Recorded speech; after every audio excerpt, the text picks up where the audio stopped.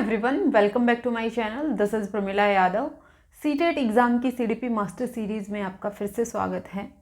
CDP की जो series हमने शुरू की है उसमें हमने पियाजेट की कोग्निटिव डेवलपमेंट थ्योरी है वो लास्ट क्लास में डिस्कस की थी, जिसमें हमने पियाजेट की कोग्निटिव डेवलपमेंट थ्योरी की कुछ अवधारणाएं हैं, कुछ कॉन्सेप्ट्स हैं वो डिस्कस किए थे, जिसमें हमने स्कीमा डिस्कस किया था, असिमिलेशन डिस्कस किया था, अडेप्टेशन डिस्कस किया था, अकोमोडेशन डिस्कस किया था, इक्विलिब्रेशन। ये सब जो अवधारणाएं हैं जहाँ से 1 से 2 क्वेश्चन हमेशा बनते हैं, ये हम डिस्कस कर चुके हैं। आज की जो हमारी क्लास रहने वाली है वो स्टेजेस के बारे में है। Stages of Piaget cognitive development theory. जो पियाजेट ने अपनी थ्योरी दी उसमें उन्होंने 4 स्टेजेस की बात की। कितनी स्टेजेस की बात की? 4 स्टेजेस की बात की। अगर एग्जामिनर बहुत सिंपल क्वेश्चन आपसे पूछना चाहता है तो वो ये आपसे पूछ लेगा कि जीन पियाजेट ने अपनी थ्योरी में कितनी स्टेजेस दी हैं, तो उन्होंने 4 स्टेजेस की बात की है। वो कहते हैं कि जो बच्चे का कोग्निशन है, बच्चे का जो संज्ञान है, वो इन 4 स्टेजेस में डेवलप होता है। जीन पियाजेट एक पहले साइकोलॉजिस्ट थे जिन्होंने अपना जो एक्सपेरिमेंट है, अपने जो प्रयोग हैं वो किस पे किए थे? चाइल्ड पे किए थे, चिल्ड्रंस पर किए थे। किस पर किए थे? चिल्ड्रंस पर किए थे। और इन्हीं के 3 बच्चे थे जिस पे इन्होंने अपने प्रयोग किए थे, इसीलिए इनको डेवलपमेंट साइकोलॉजी का फादर भी कहा जाता है। क्या कहा जाता है इसे? डेवलपमेंटल साइकोलॉजी के फादर। ठीक है, डेवलपमेंट साइकोलॉजी के फादर किसे कहा जाता है? जीन पियाजेट को कहा जाता है। कोग्निटिव डेवलपमेंट थ्योरी के फादर किन्हें कहा जाता है? जीन पियाजेट को कहा जाता है। जीन पियाजेट हैं, इन्होंने अपने जो बच्चे थे, 3 बच्चे थे, उन पर इन्होंने अपने एक्सपेरिमेंट किए। उन्होंने देखा कि हर एक उम्र में, अलग अलग उम्र में बच्चा अलग तरह से प्रतिक्रियाएं करता है, अलग तरह के कोग्निशन को शो करता है। उन्होंने अपनी जो ये 4 स्टेजेस हैं वो किस किस एज के लिए बनाई? पहली जो स्टेज बनाई उन्होंने उसको नाम दिया सेंसरी मोटर स्टेज। क्या नाम दिया? Sensory motor stage. Sensory motor stage को हम इंद्रिय गामक अवस्था कहते हैं। क्या कहते हैं? इंद्रिय गामक अवस्था कहते हैं, या फिर इसे संवेदी पेशी अवस्था भी कहा जाता है। क्या कहा जाता है? संवेदी पेशीय अवस्था, या फिर इसे ज्ञानात्मक अवस्था भी कहा जाता है, या फिर इसे क्रियात्मक अवस्था भी कहा जाता है। देखिए, एक ही स्टेज के हिंदी में बहुत सारे नाम आपको देखने को मिलेंगे, इंग्लिश में एक ही नाम है जिसको हम क्या कहते हैं? सेंसरी मोटर स्टेज कहते हैं। और ये जो स्टेज है वो किस उम्र के बच्चों के लिए होती है? 0 से 2 साल के उम्र के बच्चों के लिए होती है।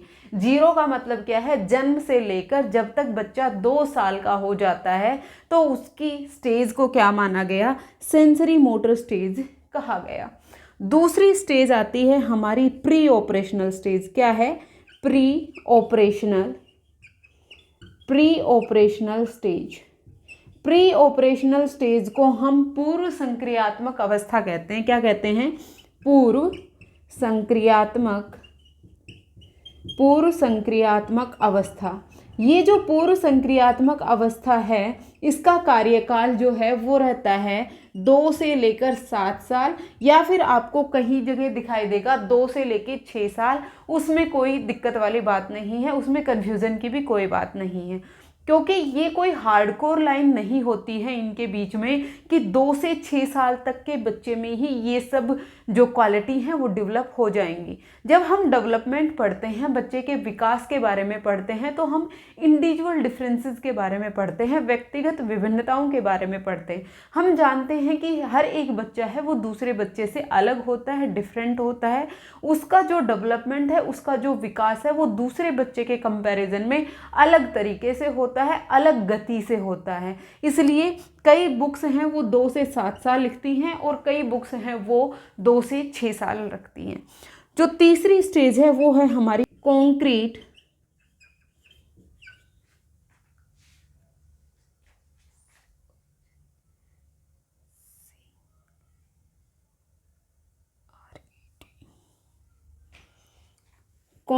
Operational stage.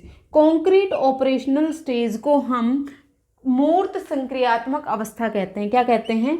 मूर्त संक्रियात्मक अवस्था।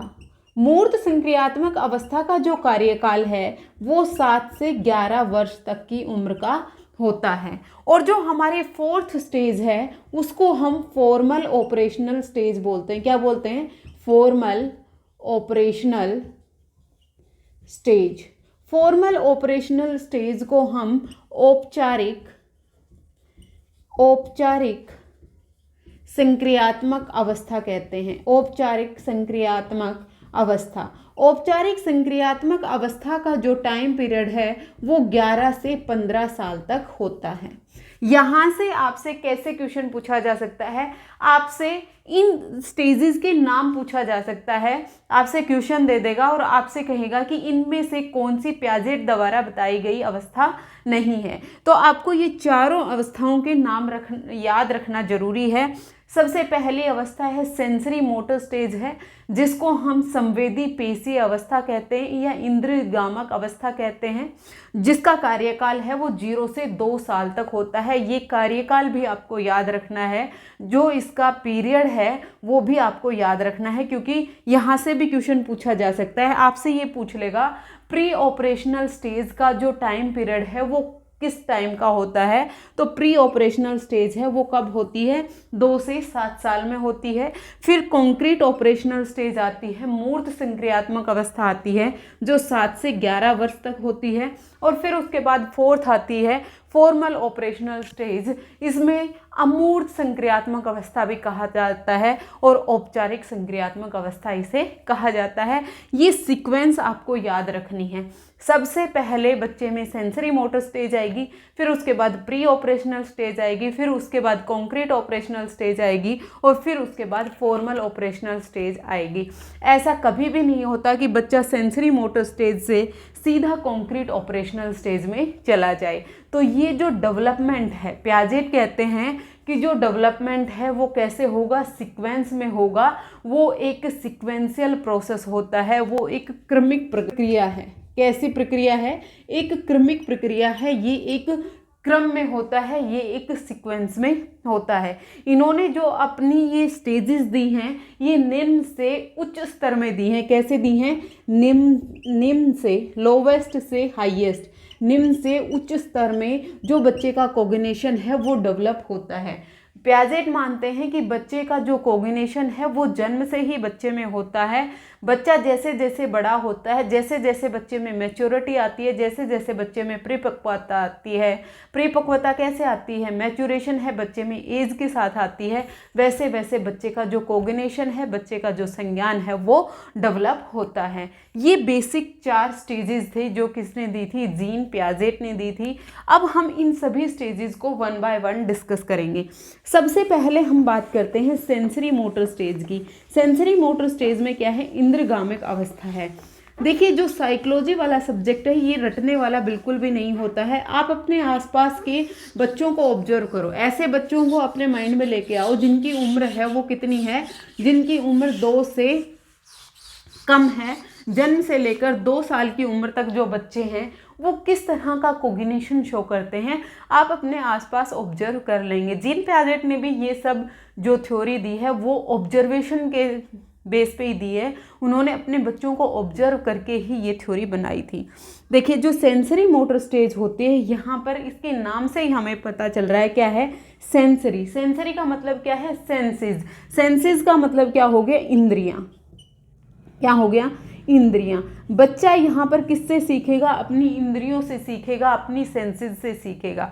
जो हमारी 5 सेंसेस होती हैं बच्चा उन्हीं के द्वारा सीखता है। अब इनके द्वारा कैसे सीखता है? बच्चे को आप कुछ भी देंगे, वो सीधा अपने माउथ में लेके जाता है, अपने मुंह में डालता है। 0 से 2 साल का बच्चा वो उस चीज़ को मुंह में डाल रहा है, मतलब वो टेस्ट करके उस चीज़ का पता लगाना चाहता है। तो ये क्या हो गया, बच्चे का सीखने का एक तरीका हो गया। लास्ट क्लास में हमने स्कीमाज के बारे में पढ़ा था, अगर आपको ध्यान हो। किसके बारे में बात की थी? स्कीमा के बारे में बात की थी। और हमने कहा था कि जो स्कीमा है वो 2 टाइप की होती हैं। 2 तरह की कौन कौन सी बताई थी? एक तो व्यवहारिक स्कीमा बताई थी और एक संज्ञानात्मक स्कीमा बताई थी। व्यवहारिक बिहेवियरल स्कीमा है और संज्ञानात्मक कोग्निटिव स्कीमा है।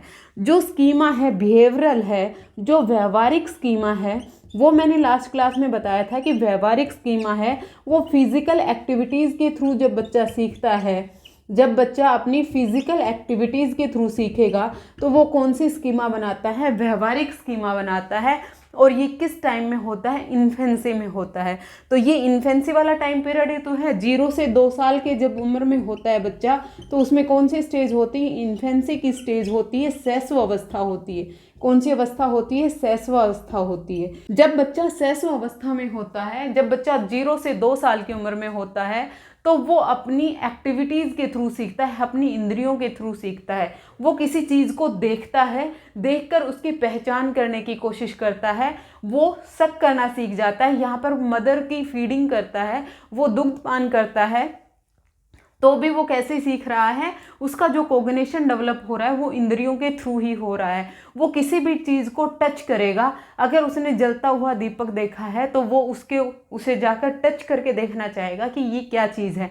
अभी उसे ये नहीं पता है कि वो उसे टच कर लेगा तो उसका हाथ जल जाएगा। वो सीख कैसे रहा है? वो टच करके सीखेगा। और जब उसे ये लगा कि ये गर्म है तो वो दोबारा उसके पास नहीं जाएगा। तो ये क्या कर रहा है? यहाँ पर वो अपने कोग्निशन को डेवलप कर रहा है, यहाँ पर वो अपने संज्ञान को डेवलप कर रहा है।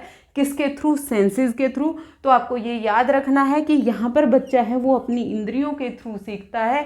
यहाँ पर बच्चा अपनी जो व्यवहारिक स्कीमा है वो डेवलप कर रहा होता है। व्यवहारिक स्कीमा है वो फिजिकल एक्टिविटीज़ के थ्रू डेवलप करता है। यहाँ पर बच्चा रिफ्लेक्स एक्टिविटीज़ के थ्रू सीखता है। किसके थ्रू सीखता है? Reflex activities. Reflex activities, reflex activities को हम क्या बोलेंगे? सहज क्रियाओं के द्वारा सीखता है। बच्चा कैसे सीखता है? सहज क्रियाओं के द्वारा सीखता है। रिफ्लेक्स एक्टिविटी हैं वो बच्चे में जन्मजात पाई जाती हैं, जन्म से ही पाई जाती हैं। रिफ्लेक्स एक्टिविटी बच्चे को सिखाने की ज़रूरत नहीं पड़ती, बच्चे में जन्मजात ही पाई जाती हैं।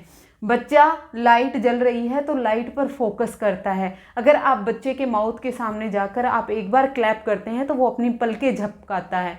तो ये सब क्या है? ये रिफ्लेक्स एक्टिविटी है, ये अनैच्छिक क्रियाएं हैं, इनवॉलेंट्री एक्शंस हैं। यहाँ पर बच्चे का कंट्रोल नहीं होता है। ये जो इनवॉलेंट्री अनैच्छिक क्रियाएं होती हैं वो खुद ब खुद होती हैं। जैसे पलकों का झपकना हो गया, आपका हार्ट बीट का चलना हो गया, ये सब कौन सी क्रियाएं हैं? इनवॉलेंट्री क्रियाएं हैं, अनैच्छिक क्रियाएं हैं। तो यहाँ पर बच्चा अपनी रिफ्लेक्स एक्टिविटीज़ के थ्रू सीखता है जो जन्मजात बच्चे में पाई जाती हैं। जैसे सकिंग करना हो गया, अपनी पलकों को झपकना हो गया, ये सब क्या है? रिफ्लेक्स एक्टिविटीज़ हैं। इस उम्र में बच्चा है वो चलना सीख जाता है। चलने का मतलब क्या है? पहले तो वो ट्रैवलिंग करना सीखेगा, घुटने के बल सीखेगा, और 2 साल की उम्र तक आता आता बच्चा पैरों पर भी चलने लग जाता है। तो यहाँ पर जो बच्चा है वो क्या शो करता है? यहाँ पर बच्चा गोल डायरेक्टेड बिहेवियर शो करता है। ये आपको याद रखना है। क्या शो करता है? गोल डायरेक्टेड बिहेवियर। क्या है? गोल डायरेक्टेड बिहेवियर। गोल डायरेक्टेड बिहेवियर को हम क्या बोलते हैं? लक्ष्य निर्देशित व्यवहार। गोल डायरेक्टेड बिहेवियर क्या होगा? लक्ष्य निर्देशित व्यवहार। लक्ष्य निर्देशित व्यवहार का क्या मतलब है? यहाँ पर बच्चा मूवमेंट करना सीख जाता है। चाहे वो पेट के बल चल के मूवमेंट करने लगे, चाहे वो घुटने के बल चल के मूवमेंट करना लगे, चाहे वो पैरों पे चल के मूवमेंट करना लगे, यहाँ पर बच्चा क्या करता है? मूवमेंट करता है। अब वो मूवमेंट कहाँ तक करेगा? मान लीजिए बच्चे का टॉय है वो रखा हुआ है बेड के दूसरी साइड पर और बच्चा बैठा हुआ है बेड के दूसरे एंड पर। तो बच्चा उस टॉय को पाने के लिए वहाँ से चलेगा और अपने टॉय को पालेगा। तो ये क्या है, लक्ष्य निर्देशित व्यवहार है। वो अपनी माँ को अपनी तरफ आते हुए देखता है तो वो अपनी माँ के पास जाने की कोशिश करता है, वहाँ तक पहुँच जाता है। ये क्या है, बच्चे का लक्ष्य निर्देशित व्यवहार है। बच्चा एक बॉक्स में से खिलौनों को निकाल कर बाहर रखेगा और बाहर से खिलौने उठाकर उस बॉक्स में रखेगा। ये सब क्या है, गोल डायरेक्टेड बिहेवियर करना शुरू कर देता है। गोल डायरेक्टेड बिहेवियर के साथ साथ आपको एक टर्म और पढ़ने को मिलेगी, वो होता है वूल डायरेक्टेड बिहेवियर। क्या होता है, वूल डायरेक्टेड बिहेवियर।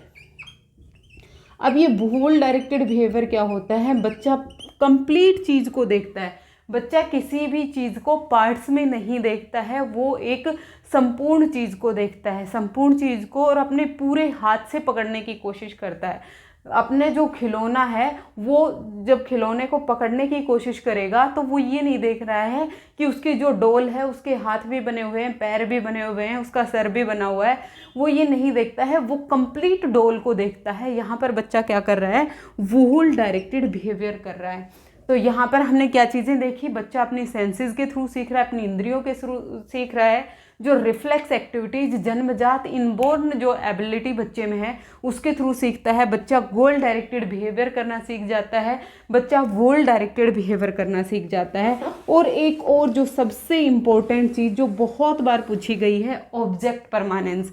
क्या है, ऑब्जेक्ट परमानेंस। बच्चा जब इन्फेंसी में होता है, ऑब्जेक्ट परमानेंस, ऑब्जेक्ट परमानेंस। बच्चा जब इन्फेंसी में होता है, जब बच्चा संवेदी पेशी अवस्था में होता है तो वो वस्तु स्थायित्व दिखाने लगता है। क्या दिखाने लगता है, वस्तु स्थायित्व। अब ये वस्तु स्थायित्व क्या होता है ये आप समझिए, बहुत एग्जाम्स में पूछा गया है। ऑब्जेक्ट परमानेंस है बच्चा किस उम्र में शो करता है। ऑब्जेक्ट परमानेंस ये होती है जब बच्चा 2 साल तक हो जाता है, तब बच्चे को ये बात समझ में आ जाती है कि जो चीज़ें उसके सामने प्रेजेंट नहीं हैं वो भी इस रियल वर्ल्ड में कहीं ना कहीं एग्जिस्ट करती हैं। मतलब आउट ऑफ साइट और आउट ऑफ माइंड वाला कॉन्सेप्ट है वो ख़त्म हो जाता है जब बच्चा अर्ली इन्फेंसी में होता है। जब बच्चा लगभग 0 से 6 मंथ की उम्र में होता है, तो तब तक आप बच्चे के सामने कोई चीज़ लेके आएँ और उसे हटा दें और बच्चे को बोले कि ये गुम हो गई, गायब हो गई, चली गई, तो बच्चा उसे ढूंढने की कोशिश नहीं करता है। बच्चा यही मानता है कि जो चीज़ें उसके सामने प्रेजेंट हैं वही इस रियल वर्ल्ड में एग्जिस्ट करती हैं, और जो चीज़ें उसके सामने प्रेजेंट नहीं हैं वो इस रियल वर्ल्ड में एग्जिस्ट ही नहीं करती हैं। लेकिन जब बच्चा लगभग 2 साल तक का होता है, जब बच्चा 1.5 से 2 साल की उम्र में आता है, तो बच्चे को ये समझ में आ जाता है कि जो चीज़ें उसके सामने प्रेजेंट नहीं हैं वो भी कहीं ना कहीं यहाँ पर प्रेजेंट हैं, यहाँ पर एग्जिस्ट कर रही हैं। आप बच्चे के सामने उसका टॉय लेके जाएं और उस टॉय को अगर आप छुपा देते हैं तो बच्चा उसको ढूंढने की कोशिश करता है। बच्चा ये समझ लेता है कि जो चीज़ें उसके सामने प्रेजेंट नहीं भी हैं तो भी वो यहाँ कहीं प्रेजेंट हैं, तो वो उसे ढूंढने की कोशिश करता है। तो जो ऑब्जेक्ट परमानेंस है कि जो चीज़ें मेरे सामने प्रेजेंट नहीं हैं वो भी कहीं ना कहीं प्रेजेंट होती हैं, ये जो कॉन्सेप्ट है बच्चा कब डेवलप कर लेता है, 0 से 2 साल की उम्र में डेवलप कर लेता है। जब बच्चे में क्या होती है, इन्फेंसी होती है, जब बच्चे में संवेदी पेशी अवस्था होती है। तो संवेदी पेशी अवस्था में 3 चीज़ें हैं जो आपको इम्पोर्टेंट याद रखनी है। कौन कौन सी? एक तो ऑब्जेक्ट परमानेंस, दूसरा बच्चा कैसे सीखेगा, सेंसेस के थ्रू सीखेगा, बच्चा अपनी इंद्रियों के थ्रू सीखेगा।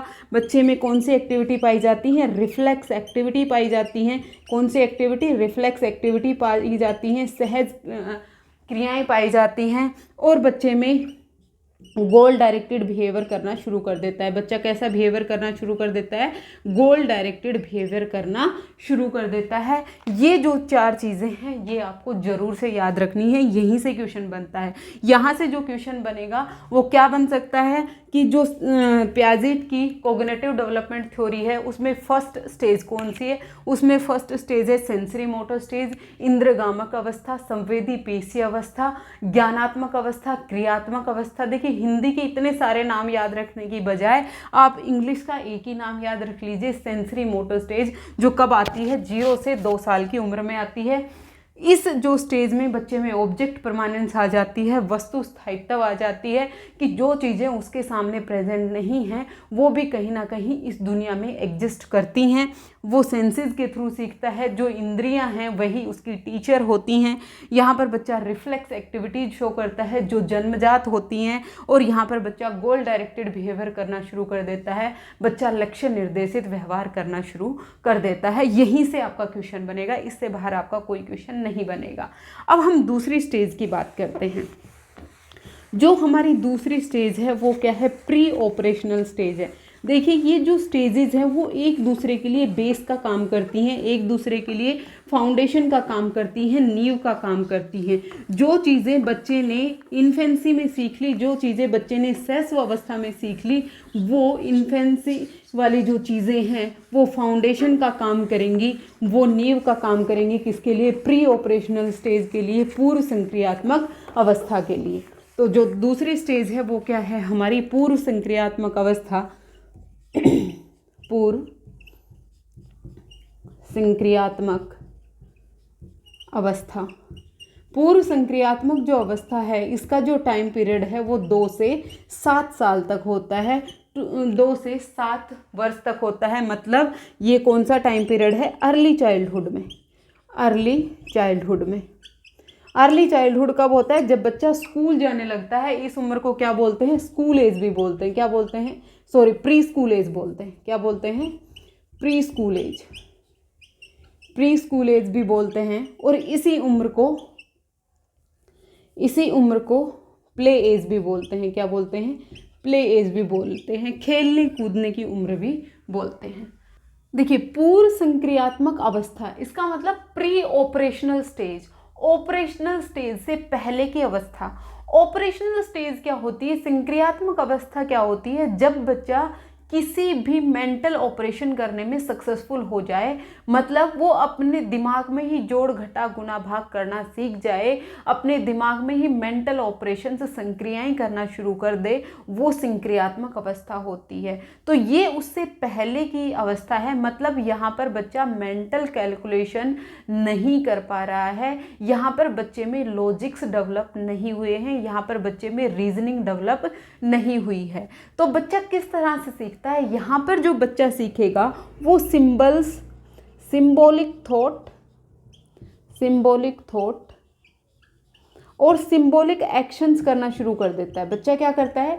सिंबॉलिक थॉट और सिंबॉलिक एक्शंस करना शुरू कर देता है। सिंबॉलिक एक्शंस का क्या मतलब है? आपने देखा होगा बच्चे हैं वो अपना एक किचन सेट मंगवाते हैं जब 2 से 7 साल की उम्र में होते हैं। उसमें एक कप होता है तो वो ऐसे एक्टिंग करते हैं कि जैसे उस कप में वो चाय पी रहे हैं और वह वैसे प्रिटेंड करते हैं। ये क्या है? ये सिंबॉलिक एक्शन है। वो अपने आसपास के लोगों को, अपने मम्मा पापा को ये ऑब्जर्व किया कि इस तरह से कप में डाल के चाय पी जाती है, तो वो क्या कर रहे हैं? ऑब्जर्वेशन के बाद क्या कर रहे हैं? इमिटेशन कर रहे हैं। मतलब वो अनुकरण करना सीख गए हैं। वो कैसे सीख रहे हैं? अनुकरण से सीख रहे हैं, इमिटेशन से सीखते हैं। जो भी एक्टिविटी वो अपने आसपास होते हुए देखते हैं उसका क्या करते हैं? ऑब्जर्वेशन करते हैं, मतलब अवलोकन करते हैं। अवलोकन से और ऑब्जर्वेशन से इस उम्र में बच्चे सीखना शुरू कर देते हैं। और जब वो अवलोकन से सीखेंगे तो वो सिंबॉलिक एक्शंस करना शुरू करेंगे, उसी तरह से प्रिटेंड करेंगे जैसे उन्होंने करते हुए देखा है। यहाँ पर बच्चे में सिंबॉलिक थॉट पैदा हो जाता है। सिंबॉलिक थॉट का मतलब क्या है? बच्चा किसी ऑब्जेक्ट के साथ उसके नाम को लर्न कर लेता है। बच्चे को एप्पल दिखाया गया और बच्चे को बताया गया कि ये क्या है? एप्पल है, ये सेब है। तो अगर आप बच्चे को एप्पल की पिक्चर दिखाएंगे, इमेज दिखाएंगे, तो बच्चा ये आइडेंटिफाई कर लेगा कि ये एप्पल है, ये सेब है। ये क्या है? ये सिंबॉलिक थॉट है। बच्चे में सिंबॉलिक थॉट आ जाता है कि बच्चा पिक्चर देख के ये पहचान कर लेता है कि ये जो ऑब्जेक्ट है ये कौन सा है। ऑब्जेक्ट को उसके नाम से वो पहचानने लगता है। किस उम्र में? पूर्व संक्रियात्मक अवस्था में। पूर्व संक्रियात्मक अवस्था में बच्चा अनुकरण और अवलोकन से सीखता है। यहाँ पर बच्चे में कंजर्वेशन की कमी होती है। अब कंजर्वेशन की कमी को समझिए। आपसे पूछा जा सकता है कि किस उम्र में बच्चे में लैक ऑफ कंजर्वेशन होता है। अभी कंजर्वेशन क्या होता है आप ये समझिए। आपने एक 5 साल के बच्चे को 2 ग्लास दिए, ठीक है, आपने 2 ग्लास लिए, दोनों इक्वल साइज के, ठीक है, और आपने इसमें इक्वल अमाउंट में आपने जूस या पानी कुछ भी डाला हुआ है, ठीक है, दोनों को बराबर में डाला हुआ है। जब आप 5 साल के बच्चे से ये पूछेंगे कि इन दोनों में, सॉरी ये बराबर नहीं बने हैं, लेकिन आप ये मान लीजिए ये क्या है, इक्वल हैं। आप बच्चे से पूछेंगे कि इन दोनों में किस में ज़्यादा है, तो वो इजीली बता देगा कि दोनों में बराबर है। अब आपने क्या किया, इस वाले जो फ्लास्क में, इस वाले ग्लास में जो पानी था, जो जूस था, वो आपने एक बड़े से कंटेनर में डाल दिया, ठीक है। जब आप इसमें डाल देंगे और अब आप बच्चे से पूछेंगे कि इन दोनों में कौन सी जो कंटेनर है, कौन सा जो ग्लास है उसमें ज़्यादा है, तो बच्चा ये कहेगा कि इसमें ज़्यादा है। अब बच्चे ने ऐसा क्यों कहा? अब बच्चे ने ये इसलिए कहा क्योंकि बच्चे ने क्या देखी है, लंबाई देखी है, बच्चे ने लेंथ देखी है। उसने फ्लास्क की लेंथ और उसकी जो लंबाई है उसी को ही ऑब्जर्व किया। जिसकी लंबाई ज़्यादा वही बड़ा, जिसकी लंबाई छोटा वो कम। इसका मतलब क्या है? इसका मतलब ये है कि बच्चा सिर्फ और सिर्फ एक ही एस्पेक्ट पर फोकस कर पा रहा है, सिर्फ और सिर्फ एक ही डायमेंशन पर फोकस कर पा रहा है। उसने क्या देखी? उसने सिर्फ और सिर्फ लेंथ देखी। या तो वो सिर्फ और सिर्फ लेंथ देख पाएगा या सिर्फ और सिर्फ ब्रेथ देख पाएगा। दोनों पर वो एक साथ फोकस नहीं कर पाता है। जब बच्चा समान अमाउंट के जूस का, ये बराबर है इसमें और ये बड़ा है और इसमें भी उतना ही जूस है, लेकिन जब बच्चा ये बताता है कि इसमें जूस ज़्यादा है क्योंकि ये फ्लास्क लंबा है, उसने फ्लास्क की लंबाई को देखा, तो इसका मतलब बच्चे में क्या है? लेक ऑफ कंजर्वेशन है। क्या है? Lake of conservation. Lake of conservation, संरक्षण की बच्चे में कमी है जब बच्चा 2 से 7 साल की उम्र में होता है। दूसरा, यहाँ पर बच्चे में रिवर्सिबिलिटी ऑफ थॉट्स हैं, वो डेवलप नहीं हो पाते हैं। रिवर्सिबिलिटी ऑफ थॉट का मतलब क्या है कि जो विचारों में परिवर्तनशीलता है वो नहीं होती है। बच्चा ये तो समझ लेगा कि जो पानी है उसका हम रेफ्रिजरेटर में रखेंगे, फ्रिज में रखेंगे तो उसकी हम आइस बना लेंगे। वाटर की तो आइस बनाई जा सकती है, लेकिन बच्चे को ये समझ में नहीं आएगा कि आइस की भी आप वाटर बना सकते हैं। ये क्या है? इरिवर्सिबिलिटी ऑफ थॉट है। बच्चा ये बता देगा 2 को जब हम 2 से मल्टीप्लाई करेंगे तो 4 आएगा, लेकिन बच्चा ये नहीं बता पाएगा कि जब हम 4 को 2 से डिवाइड कर देंगे तो 2 आ जाएगा। यहाँ पर बच्चा सिर्फ और सिर्फ वन वे थिंकिंग करता है, एक ही साइड सोचता है। तो यहाँ पर बच्चे में लेक ऑफ रिवर्सिबिलिटी होती है, लेक ऑफ कंजर्वेशन होता है। यहाँ पर बच्चे में क्या होता है? यहाँ पर बच्चे में एनिमिज्म पाया जाता है, यहाँ पर बच्चे में जीववाद पाया जाता है। अब ये जीववाद क्या है?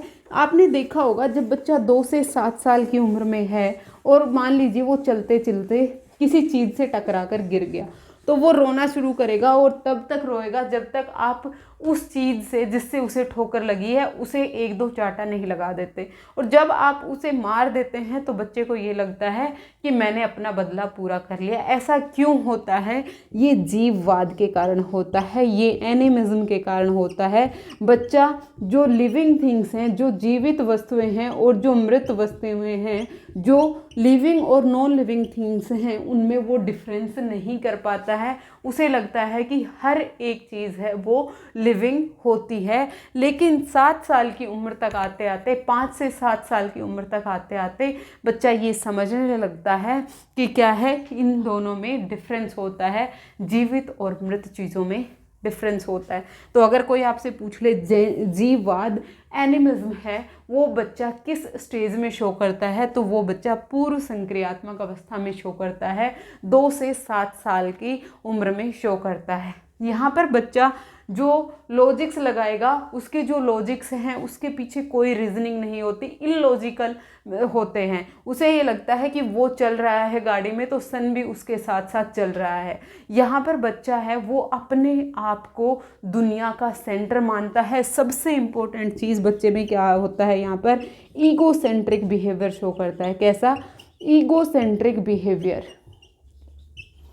ईगोसेंट्रिक बिहेवियर का मतलब क्या है? अहम केंद्रित व्यवहार, अहम केंद्रित व्यवहार। यहाँ पर बच्चा है वो दूसरे के पॉइंट ऑफ व्यू को नहीं समझ पाता है, जो उसका पॉइंट ऑफ व्यू है वही उसे सही लगता है, वो दूसरे के पॉइंट ऑफ व्यू को यहाँ पर नहीं समझ पाता, सारी दुनिया का केंद्र वो खुद को मानता है। तो इस व्यवहार को क्या बोलते हैं? ईगोसेंट्रिक बिहेवियर बोलते हैं। यहाँ पर ऐसा नहीं है कि बच्चे में घमंड है, ईगो है, नहीं। ईगोसेंट्रिक व्यवहार का मतलब ये है कि बच्चा सारी दुनिया का केंद्र खुद को मान के चलता है, उसे जो अच्छा लगता है वो सारी दुनिया को अच्छा लगना चाहिए, जो उसे अच्छा नहीं लगता वो सारी दुनिया को अच्छा नहीं लगना चाहिए। ये जो व्यवहार है, ये कौन सा व्यवहार है? ईगोसेंट्रिक व्यवहार है। तो जो हमारी पूर्व संक्रियात्मक अवस्था है, प्री ऑपरेशनल स्टेज है, ये कब से कब तक होती है? 2 से 7 साल की उम्र में होती है। सबसे इम्पोर्टेंट, बच्चा ईगोसेंट्रिक बिहेवियर शो करता है। फिर उसके बाद बच्चे में एनिमिज्म पाया जाता है, यहाँ पर सिंबॉलिक थॉट और सिंबॉलिक एक्शंस पाई जाती हैं। यहाँ पर बच्चा इमिटेशन से सीखता है, यहाँ पर बच्चा ऑब्जर्वेशन से, अनुकरण से, अवलोकन से सीखता है। यहाँ पर बच्चे में लेक ऑफ कंजर्वेशन पाया जाता है और यहाँ पर बच्चे में लेक ऑफ रिवर्सिबिलिटी पाई जाती है। यहाँ पर जब बच्चा नेक्स्ट स्टेज में जाएगा, जब हम कॉन्क्रीट ऑपरेशनल स्टेज पढ़ेंगे, तब हम उसमें देखेंगे कि बच्चे में कंजर्वेशन भी आ जाती है और उसके थॉट्स में भी रिवर्सिबिलिटी आ जाती है। यहाँ पर क्या पाई जाती है? इरिवर्सिबिलिटी ऑफ थॉट्स हमें देखने को मिलती है। आज की क्लास में हमने सेंसरी मोटर स्टेज और प्री ऑपरेशनल स्टेज हैं, दोनों हमने डिटेल में डिस्कस की हैं। नेक्स्ट क्लास में जो 2 स्टेजेस बच गई हैं, कॉन्क्रीट ऑपरेशनल स्टेज और फॉर्मल ऑपरेशनल स्टेज, वो हम नेक्स्ट क्लास में डिस्कस करेंगे। आज के लिए इतना ही। होपफुली आपको इसमें कोई भी डाउट नहीं रहा होगा। Thank you very much.